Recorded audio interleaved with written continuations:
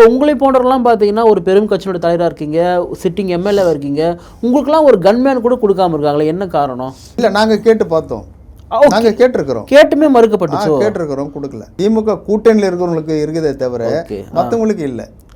அப்படி நேரடியாக சொல்லிடலாமா? அது நீங்கள் தான் சொல்லணும், நேரடியாக சொல்லலாம்.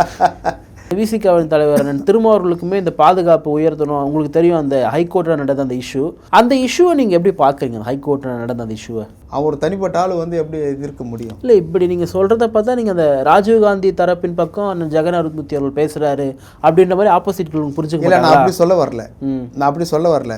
ஒரு தனிப்பட்ட ஆள் வந்து இவ்வளோ பேரோடு வராரு, அதுவும் ஒரு தலைவர்னு தெரியுது. அப்படிப்பட்ட ஆள் வந்து சண்டை போடுறதுக்கோ இல்லை தாக்கணும்னு நினைக்கிறதுக்கோ இல்லை அட்லீஸ்ட் முறைச்சி பார்க்கறதுக்கு கூட அவருக்கு அந்த எண்ணமும் இருக்காது, அந்த தைரியமும் இருக்காது. என்ன சொல்றது, 1 to 1 தனியாக எங்கன்னா பார்த்தா கூட பரவாயில்ல, ஏதாவது பேசுறதுக்கு வாய்ப்பு இருக்குது. வரும்போதே கும்பலோடு வர்றாரு, அதுவும் பெரிய வாகனத்தில் வர்ற காரில் வர்றாரு. அது அந்த மாதிரி நடக்கிறதுக்கான வாய்ப்பு இல்லை. ஏன்னா நம்ம வந்து அந்த வீடியோ ஃபுட்டேஜ் பார்த்ததுனால சொல்கிறோம்.